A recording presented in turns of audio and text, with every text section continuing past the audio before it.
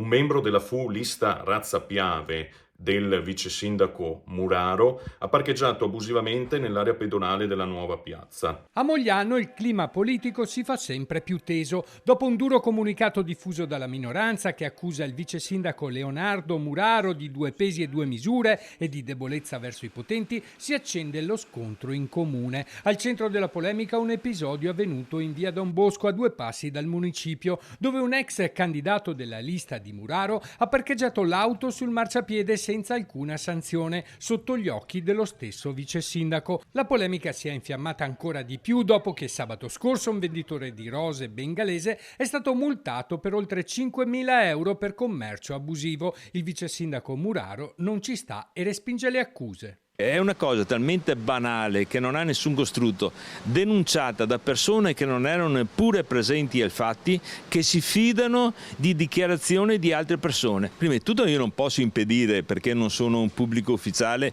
che può emettere delle sanzioni. Sono arrivato nel momento in cui è iniziata questa, diatriba fra due signori, il proprietario della macchina e il signore che ha iniziato a fare un po' di confusione. Io avevo già con gli occhi allertato: guarda che lì non puoi stare parcheggiato, ma non era seduto nel mio tavolo, era in un altro tavolo con altri amici. Ho sempre detto alla mia polizia municipale che deve essere coerente, per cui le sanzioni, coloro che sbagliano devono pagare.